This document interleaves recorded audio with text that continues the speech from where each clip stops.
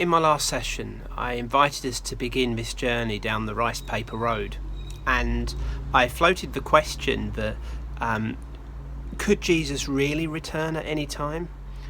You know, if Jesus himself said that there are some signs and things that must happen first, is it possible for Jesus to return at any time? We're going to begin to look at what some of those signs were that Jesus referred to, particularly as we look through Matthew 24. And the first one of those we find in verse 14.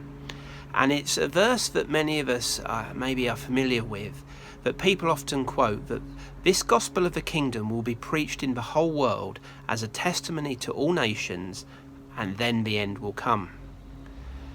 We've probably heard that verse many times, but it's a much debated verse. What did Jesus mean when he said that? And I want to suggest to you that as we approach this, there are three views that people hold of this verse and how to understand what Jesus meant, how to interpret that verse. And those views can be grouped into the views of past, present, and future. The first view that some people have when they approach this verse and they choose to interpret it is to believe that this verse is something that has already been fulfilled, i.e. it's in the past. And they look to the events of AD 70. What they say is that Jesus was talking to his disciples in the temple. The beginning of chapter 24 is set in the context of Jesus saying the temple will be ripped down and rebuilt in 3 days.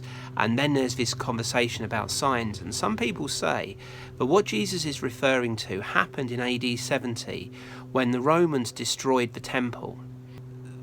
They also point to the Greek that underlines this sense of the kingdom will be preached in the whole world. And they use a Greek word which I'll probably completely pronounce incorrectly, but it's the Greek word oikumene, and the interpretation of that means the known world. And people say that what is being referred to here is throughout the Roman Empire, and they point to verses like in Acts 2 where in verse 5 it says that Jews from every nation were present on the day of Pentecost. They consider verses like Acts 17 and verse 31 that says God has fixed a day to judge the world by this man Jesus. And they suggest that this sense of the gospel being preached to the whole world was fulfilled in AD 70. So as a result, Jesus could come back at any time because it's been completed. The second view of this verse is one that's perhaps more common to us, which is that it will be completed in the present age, in the church age, the age that we live in today. And there's this suggestion that it's about fulfilling the Great Commission.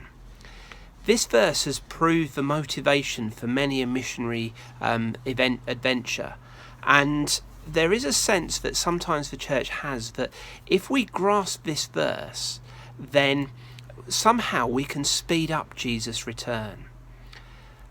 I'm not totally convinced that that's sound doctrine or that that's sound theology, although I understand the motivation behind it. I think if God has fixed a day to judge the world by this man Jesus, then that sense of trying to fulfill the Great Commission faster to speed it up somehow seems to contradict what that verse would say. But again, if we come to something that Paul wrote in Colossians 1 and verse 23, he said, if you continue in your faith, established and firm, do not move from the hope held out in the gospel. This is the gospel you have heard, that has been proclaimed to every creature under heaven, and of which I, Paul, has become a servant. We might look at that and go, I'm not sure if that's true. Is the Bible actually being contradictory?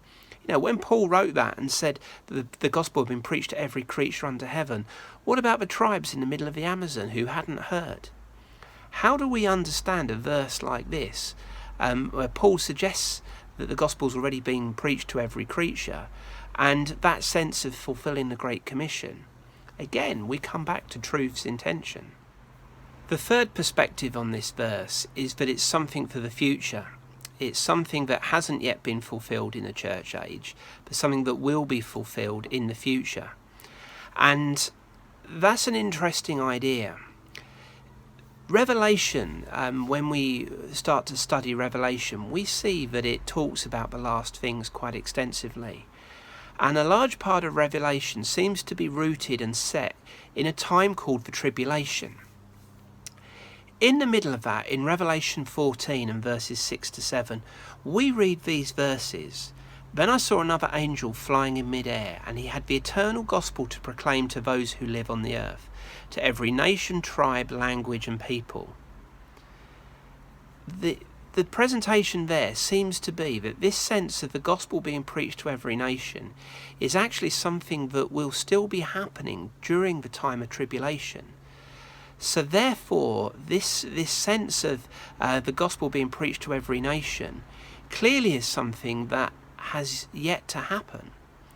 Where sometimes we get stuck is what we mean when we unpack this verse. And actually in our next session, that's what we'll start to maybe consider how we respond to some of these views of past, present and future.